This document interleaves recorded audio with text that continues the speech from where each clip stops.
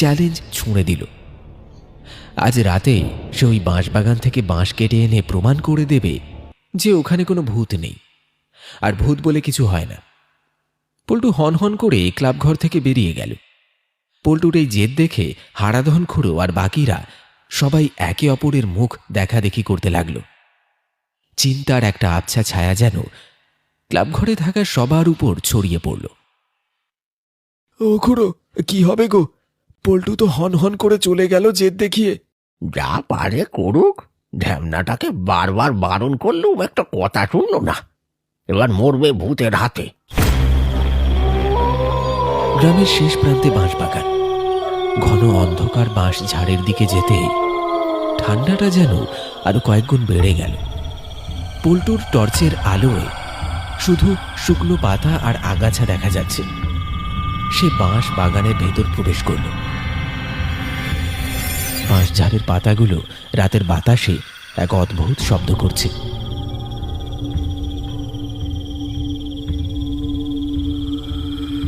এই তো কিছুই তো নেই।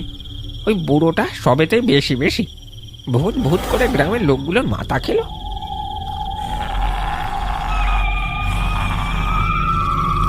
পল্টু একটা মোটা বাঁশের গোড়ায় দা চালালো।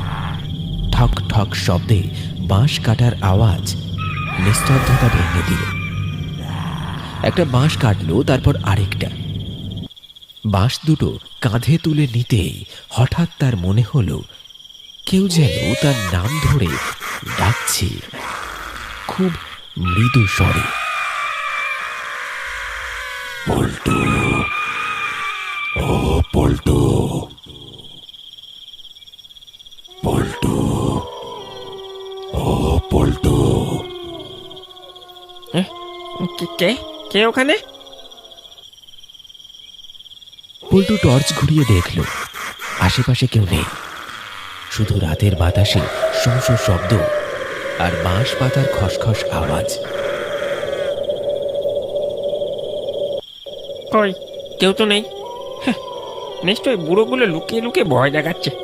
ভয় পেলে চলবে না, বাঁশগুলো নিয়ে তাড়াতাড়ি এখান থেকে পালাই। ভূত না থাকলেও তো সাপ তো আছে। তাড়াতাড়ি পল্টু কাটা বাঁশগুলো কাঁধে তুলল, আর ঠিক সেই সময় হঠাৎ একটা দমকা হাওয়া উঠল বাঁশ বনে।